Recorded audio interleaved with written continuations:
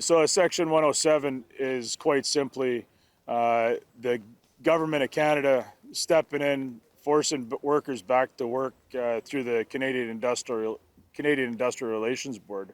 And it's a way for employers to get away from negotiating freely with their workers. I see that you're wearing a button that says "Stop the War on Workers." Now, you are president of the Longshore and Warehouse Union. Are you there in that capacity? Today I'm here as a concerned citizen, but our union has definitely seen its fair share of Section 107s levied against us. The Longshore strike last year, and just recently the strike with the lockout with ILW Local 514. And we're fed up with it. And just like every other federally organized worker should be fed up with it as well.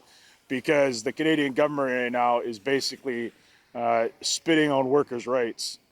And they're giving a free hand to employers right now to run roughshod over us all. All right. Do you think, and yes, you refer to the port strike and lockout and government intervention there, the rail workers strike as well.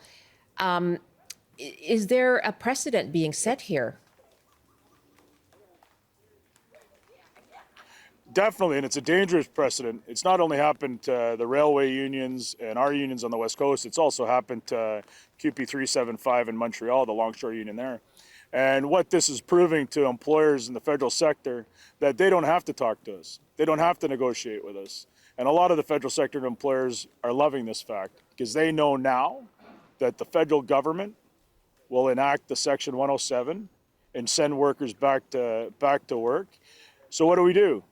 You know, workers of this country have to wake up. The working class has to wake up because the federal government isn't their friends. And quite honestly, I know I'm getting sick and tired of lip service from the parties in the federal government parties in Canada, all of them, because that's what we seem to be getting lip service from, is people that are saying you gotta, we support workers.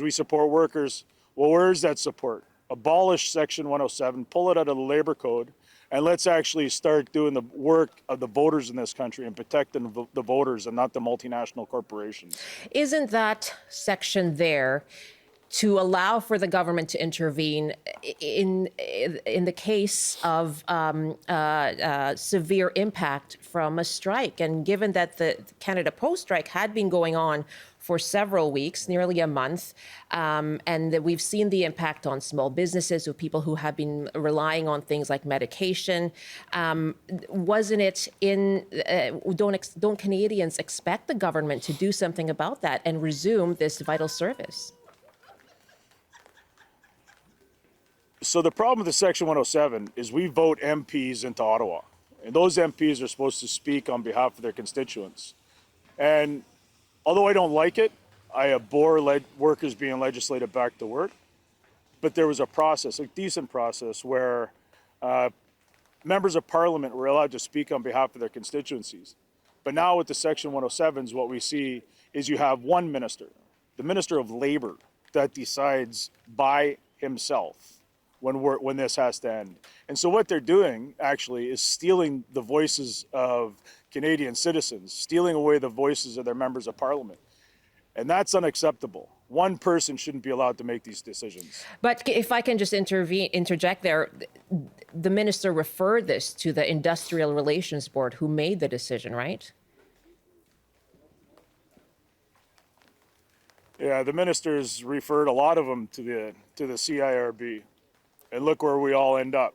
We all end up back to work, and the employers get what they want. No need to talk to the unions or to the workers. Finally, Rob, can I ask you, given the picket line there are Canada Post workers sitting in their cars right now. Can they cross to go back to work should they want to? What would happen in that case? So what we're actually doing now is the community picket line had a discussion about it, and because we don't want to hurt the workers anymore, because the government and Canada Post is doing a fine job of that, we've agreed to allow the workers to enter the work site to get this back up and running. But who knows, maybe this community picket line will be back one day. And do you know of any others at other locations in the province? Not to my knowledge. I've been here all day, as well as a bunch of staunch community activists that are sick and tired of the federal government and these Section 107